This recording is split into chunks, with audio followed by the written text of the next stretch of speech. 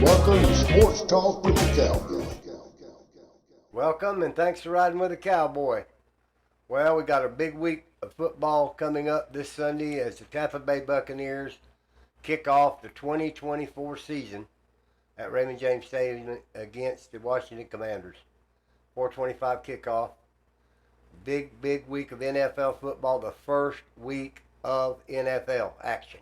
For real, that counts. First kickoff is tomorrow night, Thursday night, the Kansas City Chiefs against the Baltimore Ravens in an epic AFC matchup. On Friday night, the Philadelphia Eagles and Green Bay Packers for the first time in NFL history travel to Brazil and play a game Friday night in their season opener. And the rest of the teams will play on Sunday. Our team, the Bucs, will take on the Commanders and Jalen Daniels, LSU phenom who won the Heisman last year for the Tigers. His rookie campaign, rookie season opening game, career opening game on Sunday. Everybody's looking good for the Bucs. Mayfield, Rashad White, Evans, Godwin, McMillan, everybody. Kay Martin, Vita Vea, every bit of our defense. Levante David. We've got everybody ready to go. Whitehead's back. Winfield's there. Everybody on our team's up and ready to go. Don't have any major injuries and no real major injuries to report for the Washington Commanders. Look for a tough game. I hope the Bucs can open up the running game. They've looked real good running during preseason. Now they can run for real. Are you going to see White? You're going to see Bucky Irvin, and you're going to see a lot of them. We're going to see all of our backs, I know, this weekend, if possible. We want to get a good lead on this team. Jalen Daniels can be dangerous. Even though he's a rookie, and he's up for rookie mistakes, he is a phenom. He can run, he can pass, and he can pass on the run. He's a real deal. The Commanders have their franchise quarterback of the future. Now, we're just going to get him on the first game, but there's going to be some real heady play going on in that game. In all the NFL games, they're going to be tough matchups this weekend. No injuries to report on the Commanders side nor the Bucs side, so this should be a clean slate going in at 4:25 on Sunday. And if anybody can then drag themselves to that field, they'll be there if they were even nicked a little bit, because it is opening kickoff. But no injuries, and they have an injury report they have to put out, NFL rules, the Wednesday before the game, and they got out today. I read it. No major player injuries to report on either team of major substance in the starting 11 on offense and in the defense. So we're just going to have to all sit back, get ourselves a good seat, and pray for our Bucs in the first game of the 2024 campaign at home. And for you out there on Hines, out there on Dale Mabry, get out there and have a good time and a safe trip back and forth with your family and yourselves to the game. Enjoy that tailgating. Get some good barbecue going. Get some good mojo going. Get some good music going. And get up in that stands and root them Bucs on this Sunday, rain or shine. Now, there'll be other games being played. The Jaguars from Jacksonville play the Miami Dolphins. Another big contest here in Florida. We'll have all our Florida teams right there in those three competing. We got the Rams, and you've got the Detroit Lions, another big game. You got the Falcons in a tough game going into this week against the Bears. See what the Bears can do. A lot of talk about how good the Bears can be. We're just going to have to see. We'll know a lot more this time next week. We'll keep you posted on everything that happens in the game and all the scores in the games and the highlights of the games as they're played. Now we're going to move away from the NFL right now and go on into our Major League Baseball and the Tampa Bay Rays, who won last night 2-1 against the Minnesota Twins in a 2-1 shootout. And they're going to be playing tonight as I'm shooting this show. They're starting a game, and then they'll play the last game of the series tomorrow, and in a 4-game series with the Twins. Now we're 1-1. Twins won the first game. We won one last night, 2-1. and a great pitching battle and a great team effort. Low scoring affair. Very interesting though. Not a lot of hitting, but a 2-1 win, and a win's a win. And we're still 7.5 out of the wild card race. It would take something absolute tremendous, but we can all hope that happens and they catch fire and just win. They have 29 games left. They're 7 games out. You can do the math. They've got a chance mathematically. They're going to have to win a lot in a row. But can it happen? Certainly. And after last night's victory, tonight would be a streak. So we'll keep you posted on the Tampa Bay Rays. Springs, Rasmussen, some of those are out with the ACL injuries to their arms. Came in, Shane Boggs, all of them injured. All came back, and they've been contributing greatly to the pitching for the Rays in this last stretch. It's good to get them to pitch out the rest of the season, see how they look for next year. And they're looking pretty good. And that's what I can report to you tonight on the Tampa Bay Rays. Now, on the Lightning, again, no news on the Lightning whatsoever. It's quiet over there at Amalie Arena as far as any news is concerned out of the Lightning. Of course, we'll keep you posted when that preseason gets to starting and training camp kicks off for the Lightning. But for right now, no news. As far as NASCAR, the Darlington Southern 500 was Sunday night. Chase Briscoe, Stuart Haas, number 14, won the race, putting Stuart Haas in the playoffs, which starts this week. So the 16 drivers that moved to the playoffs in the NASCAR have now all been selected. Chase Briscoe, by his win, propelled himself into that 16. Congratulations to him to put Stuart Haas, a team that is in defunct, because when the season's over completely, there will not be any Stuart Haas anymore. For him to keep achieving and trying and got himself in there the last chance he had in that Southern 500 Sunday night.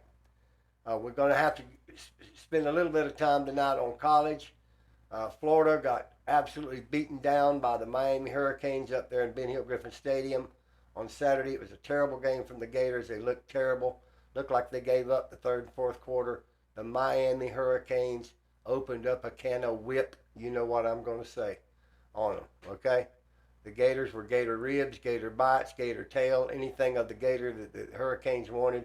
They swept them up, and they could have had what they wanted because they just tore them Gators up on Saturday. We didn't expect the Hurricanes to lose the game. We didn't expect the Gators to win the game, but we did expect the Gators to come with some effort. They have shown very little effort. They didn't show effort on either side of the ball after the third quarter. They just look like a team that is not connected. This is a season opener at home against a state rival. You would expect it a little bit more, even though we did not, here at Sports Talk with the Cowboy, expect that they were to win. But the effort was terrible. Napier is on the hot seat in Gainesville. Let it be said tonight. He is on the hot seat. If he continues to see a team that looks like it did this Saturday, he might not make it to the end of the year with the Gators as their head coach. No question about it. The swamp was full of disappointed Florida Gator fans when that game was over. And then let us turn our attention to the Florida State Seminoles up in Tallahassee, Florida, which took a absolute you-know-what whipping. Boston College beat them the other night, Labor Day night, after losing to Georgia Tech in Dublin, Ireland, still being in the top 10 because of their reputation, to go home to Tallahassee and have Boston College come in there and beat them down like they did in front of a national audience. Florida State is in absolute disarray. They don't have any quarterback. Their quarterback they got him in a transfer portal. I think he's from Oregon. He's terrible. He's just terrible. So all you Seminole fans, you just got to take it with the truth. That offense is terrible.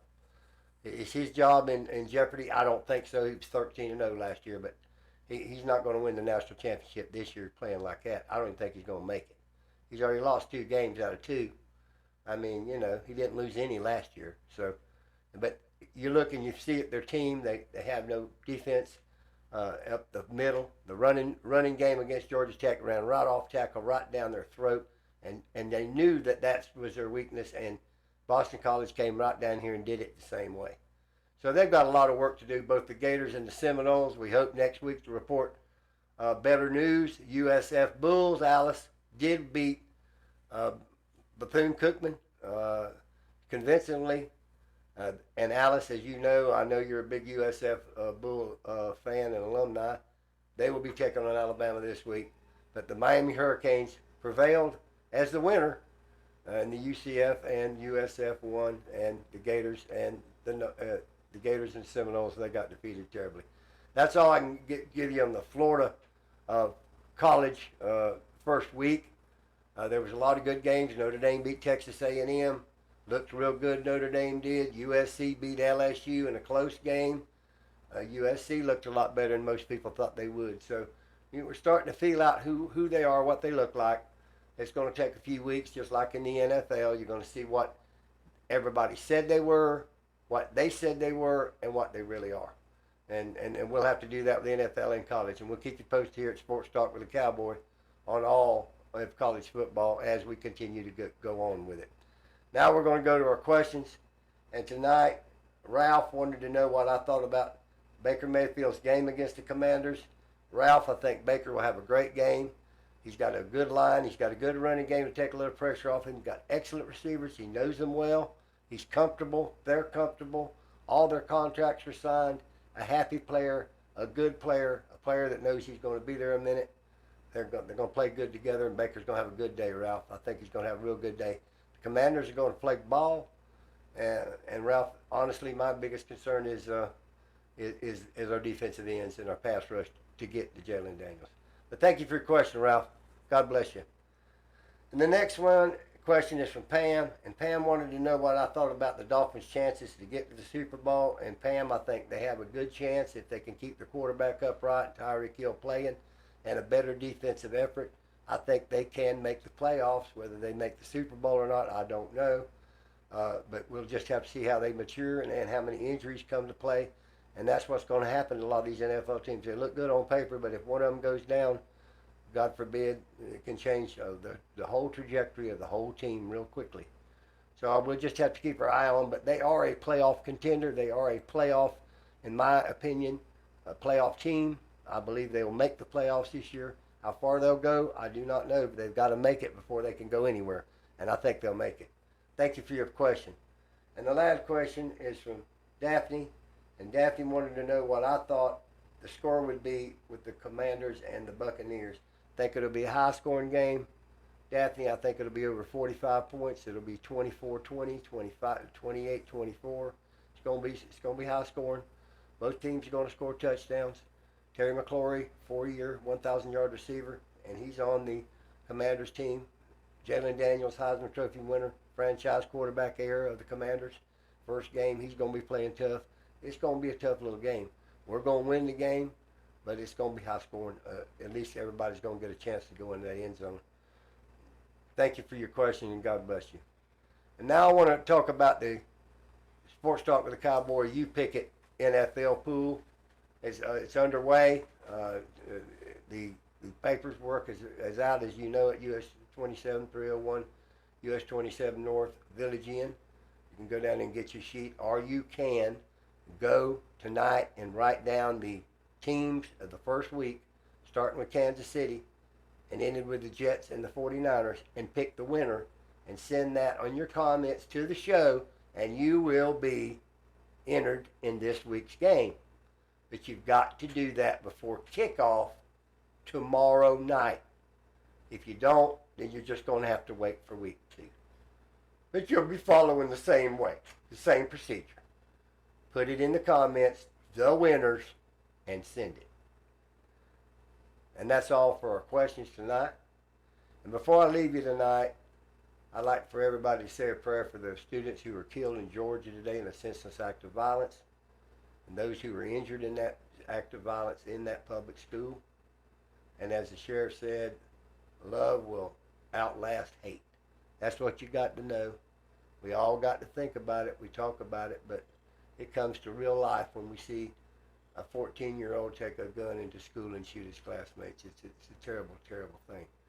And you've got to ask yourself questions, and the main thing is you got to pray for the good Lord to come down on us and make love defeat hate in all forms throughout the world.